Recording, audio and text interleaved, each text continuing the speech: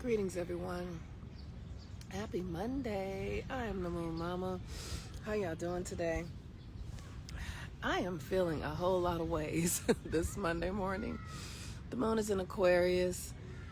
I have always had a feeling whenever the moon is in Aquarius. And now, there was a time when I didn't understand astrology at all.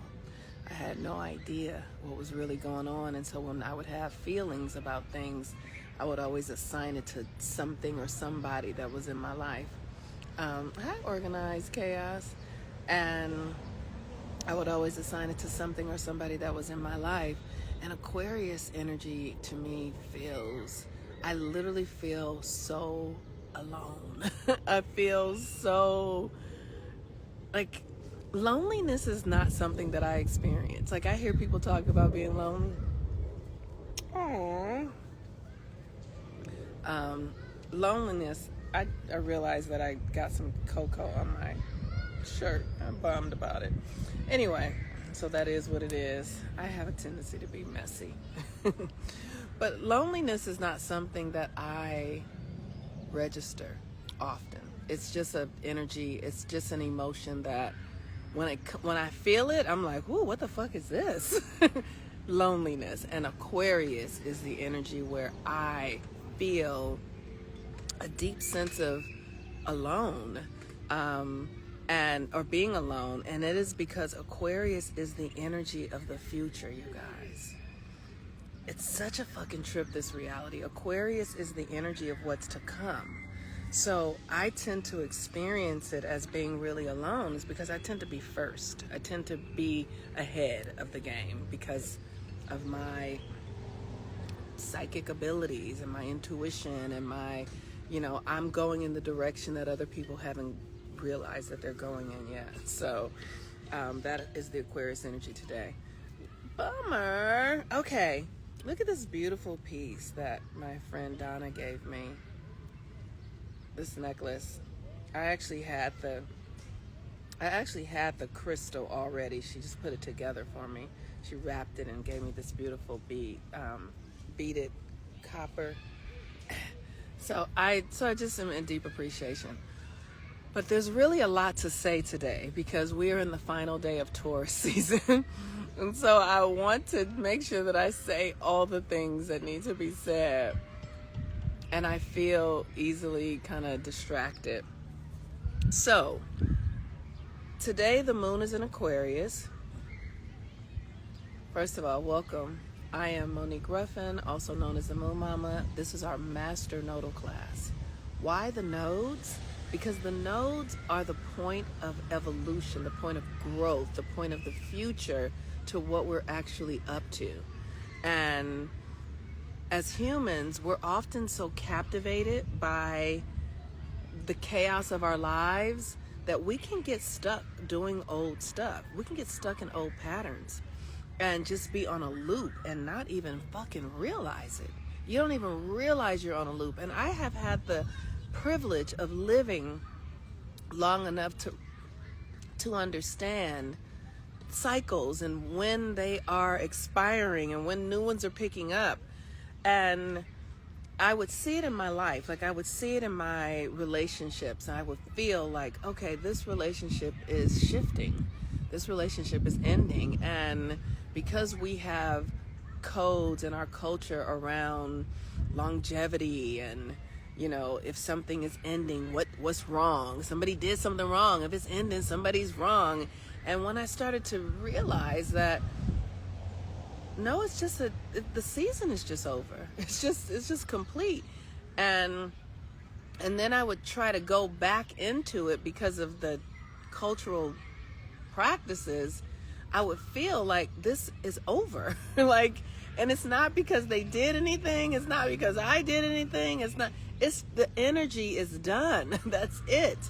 And we're living through that right now. And it's very much similar to the story of Cinderella when the fairy godmother said, you have until midnight.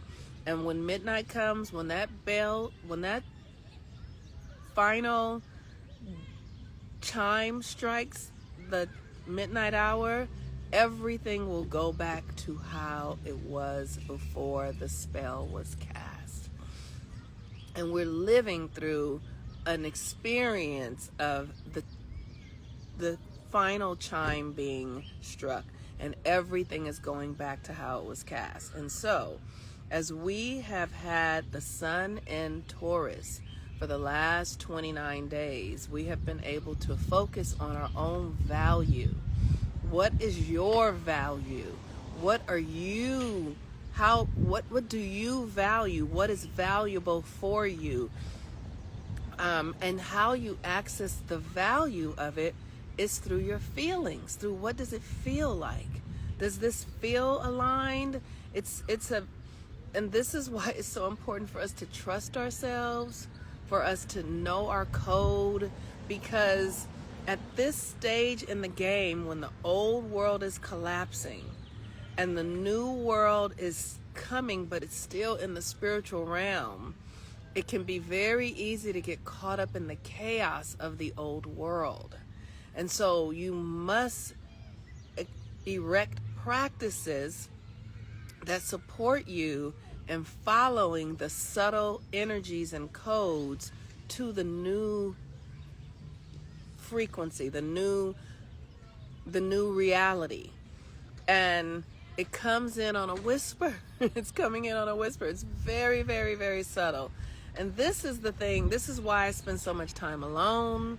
This is why I rarely engage in romantic experiences, because that romantic energy is so like, if you pour out a soda pop, if you pour soda and then all the fuzz comes, the romantic energy is very much like fuzz. It's not made to last. And so right now, while we're in a foundational creative experience, I want to focus on things that are lasting and eternal, that are not built on the illusions and old narratives and stories that are collapsing right now. We want to be focused on that which is real. And that which is real is spiritual and invisible and internal. It's not external at all. So today is a great day to look at the entire month. Pay attention, especially if you're somebody that journals or you have a calendar, and think about the experiences you had and how you felt in them, how you showed up in them. Did you show up as yourself? Like yesterday, I was hanging out with a friend of mine who is just such a fucking good ass friend. Like, I have Mars in Leo, and the Leos in my life, because I have Mars in Leo, I tend to attract Leo men into my life. As friends, when I was young, my first boyfriend was a Leo, and he was like the biggest, strongest boy in the neighborhood. And he was like, everybody was afraid of him, and he was a Leo. He was like a lion. He literally moved around like a lion, and everybody got out of his way. But that's the Leo energy, right? And so I still attract that kind of energy. And yesterday, a friend of mine was in town, and he called. He's like, "What you doing? You want to go to the beach?" And I was like, "Yeah, okay." And the last time he was in town, he invited me to go to the beach, and we went to the beach and did a ritual, which I just loved. So this time, I was like, I don't know what we're going to do. I just thought we were going. So we were on the way to the beach, and we go to the Santa Monica Pier. I was like, oh, we're going to the pier. And we listened to somebody sing live music. We got churros. Like, we just had a really sweet time. We smoked a joint. We watched the sunset. It was just a beautiful experience. And I had to really be aware of, am I being myself here? Am I being who I really am? And so, at points when I was, like, we were standing out in the parking area, and, it's Santa Monica Beach, so that all you can see is cars, and we're, hanging out, sitting on the hood of his car, which was a Cadillac. A Cadillac. He was driving a friend of his cars because he's from out of town. Like a old Seville, like a Cadillac, from from maybe 2000, like a 2000 Cadillac, white. And At some point I said, I need some protection. I need to sit in the car. I just was very clear to speak what I needed and to receive and to allow myself to be lighthearted and fun and not too serious. And we just had a really great time,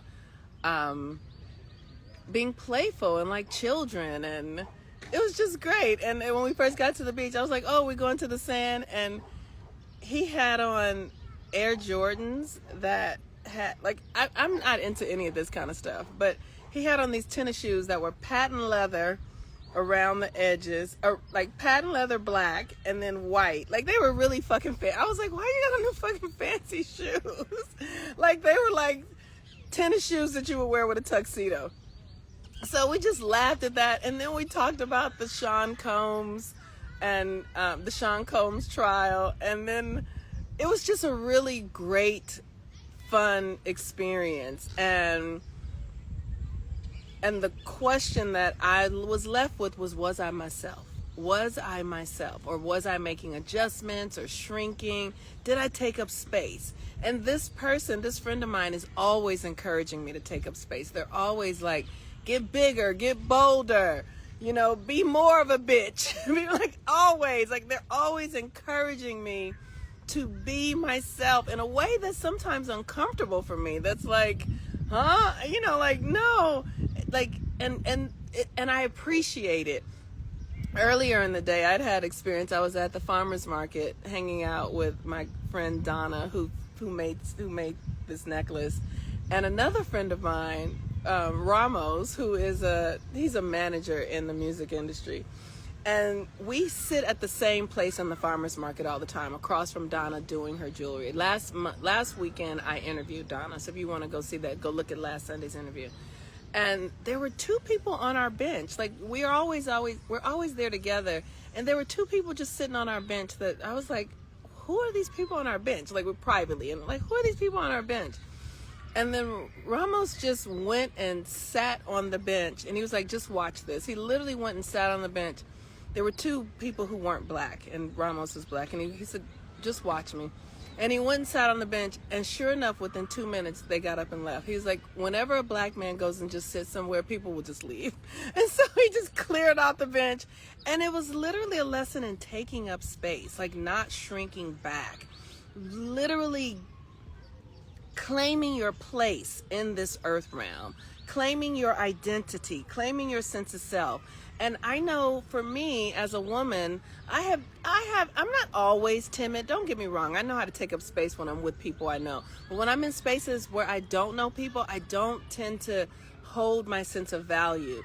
You know, it's like, you know, it just sort of reminds me of the metaphor, like Rosa Parks, sitting on the bench and being not on the bench, sitting in the front of the bus and being like, I'm not getting up. I'm going to take up space. This is a real fucking thing. This is about you really understanding your value and knowing that you have every right to take up space. You have every right to ask for your needs to be met from yourself. We're not demanding of others. We're literally demanding ourselves to be who we're meant to be, to show up how we're meant to show up, to live our lives according to how we feel aligned. So for me, I follow cycles. I follow the subconscious. I follow the moon and the fire and the water and the earth and the trees. This is how I function because it is what feels natural inside of my body. And it's such an interesting thing. So you guys look at this Dalmatian. This is hilarious. Is he coming over here? What's hilarious about this, I know I'm switching subjects. What's hilarious about this Dalmatian is that the other day, I was literally watching 101 Dalmatians. Just the other day, I was watching that movie on Disney Channel. Like, today is Monday. I was watching it Friday. I was watching 101 Dalmatians. And then today, I have a Dalmatian show up in my field because that is how the subconscious works. When you are in your practices, the subconscious will reflect back to you where your energy is. And so that's why we do the work of the nodes, because it's literally the subtle, unspoken, it's the breath of life. The nodes are how the consciousness, the subconscious of the universe is breathing. And so when you follow it, you start to experience these alignments and synchronicities that are just fucking undeniable. Like, it's like, wow, this is so, you can't make it up. I'm watching the Dalmatians on TV, and then here's a Dalmatian in my real experience. That means my realities are beginning to, my subconscious and my physical world are beginning to merge and become one. And that's why we do this. We want to clean up our subconscious. We want to release the things that no longer serve us. And so right now the nodes are at the 25th degree. The South Node is at the 25th degree of Virgo. That 25th degree is an Aries degree. So we are releasing patterns that hinder us from being true to our identity. And then the 25th degree of the North Node is where we're going in Pisces, and that is saying, put your imagination, like imagine yourself as you really desire yourself to be. Pisces is the imagination. So it's like what needs to be released and what is going to take its place and come into experience. I personally am releasing the ways that I have played small, the ways that I have doubted myself, my capacity to lead, my connection to the universe. I'm releasing that and imagining that I am completely aligned, that all the information and downloads that I need to give me the right direction where I'm going are coming to me with grace and ease, and I'm following it with grace and ease. So I'm releasing my old self and embodying the new self. And as the sun is in Taurus at the final degree, which is a degree that is ruled by Leo, the sun, that is the energy of the self. It's your child self, like remembering who you were as a child. So for me, when I was a child, I truly believed in magic. I could feel it. And I could feel that these motherfuckers were blocking it. I'm like, I believe in something I can feel, and y'all are telling me to believe in Jesus? Of course I'm saying this now as an adult, having looked back all these years, but at the time I was little and I was like, but the people I loved, the people I believed in were telling me to take that power and project it into Jesus. I knew it wasn't right. But I didn't know what else to do, so I did it. And this energy is about you truly believing in your connection to the universe. The way the story of Jesus tells us, that Jesus literally believed in his connection, so much so that they could turn water into wine, that they could heal people's bodies, that they could see the invisible realm. They could see beyond the physical. That's all that Jesus was doing. He was seeing beyond the physical. Why? Because he understood the cosmology. And so he knew, just like I'm doing now, I literally am saying, oh, I see the world is saying that this is over, but the cosmos is saying this is just beginning. That's all it is. It's the ability to read the unseen realm.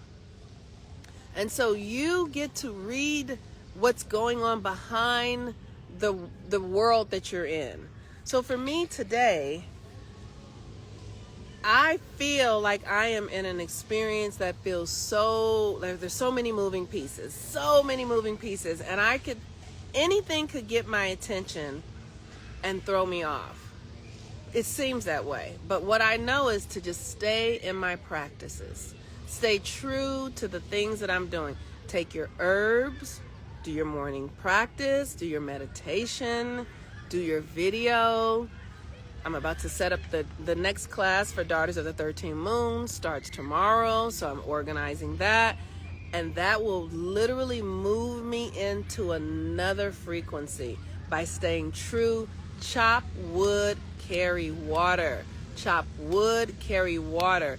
This stuff, we live in this world that focuses very much on the external results, i.e., for instance, we watch basketball games and we see them come out and do all these incredible things, but we don't know the work that they had to put in. We don't see the practice and practice and practice and practice and every fucking day for months before you actually get on the field to take that shot. Like, that is what we're doing. We are practicing being ourselves. We are practicing when nobody is watching, when nothing is at risk. Can you be true to your code? Because when it's time, you need to have a memory in your nervous system of how you are meant to show up. And if you are doing the work this past Taurus season, what is your value? What's your sense of worth rooted in?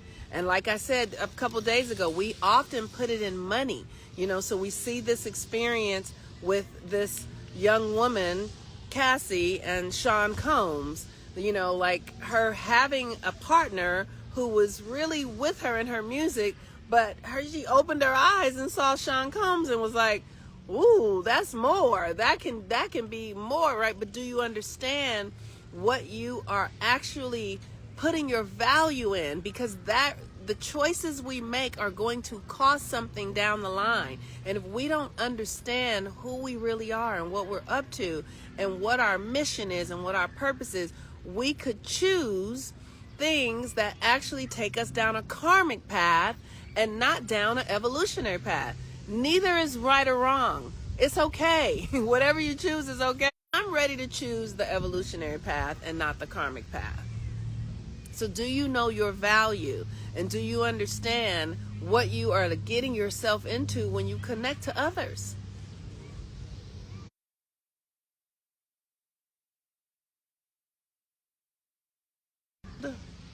It's just a tip of what's really going on.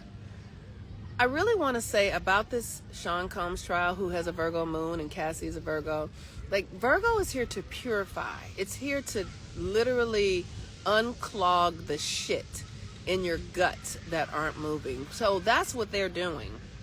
And I have deep appreciation for it because it needs to occur. And what we're seeing is not the full story. And yesterday, one of the things that I was so aware of yesterday, like they played a tape of Prince coming to talk about what's happening. And I just was like, wow. And it's so interesting because you guys say I live in Los Angeles, and I have never been a Prince fan.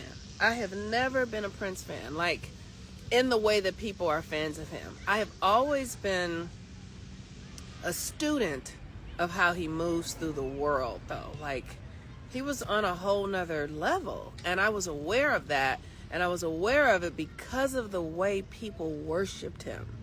Like, I had people in my life who were really intelligent, attorneys, really smart-ass people who were, they were like Prince devotees, and that was so interesting to me.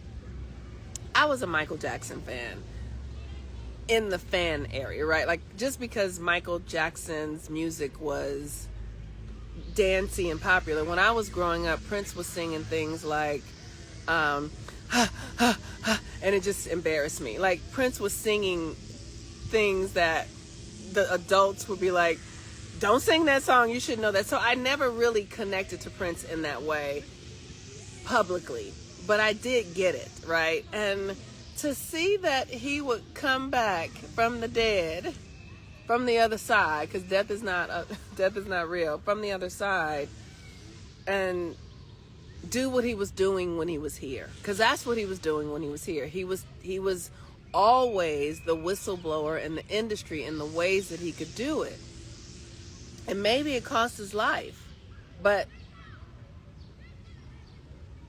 the side of truth is going to prevail. It has to. And because that's the time that we live in. That's what the codes are saying. And what I know, or what I assume, let me say, I don't want to say no, is that Sean Combs is not the mastermind behind all this stuff. He was a footman. He's not the mastermind. There's somebody else is the mastermind of this stuff, because if you listen to the thing they said Prince said, because they didn't tell everything he said, but he said in the thing he said it was systemic. He said this is systemic. And for it to be systemic means that it's more than one person, that there's a system in place that was designed to capture people, to get people in situations that would have them feel compromised. And anything systemic is, the government is systemic, the medical industry is systemic. All these are practices over time that are put in place that everyone is involved in, and that's bigger than Sean Combs. So, but it's also interesting that this is all coming out, like, the players in this are all black people, because you remember a couple years ago they had this with Johnny Depp, and that was an interesting dance between the masculine and feminine, and Johnny Depp came out of that flying high.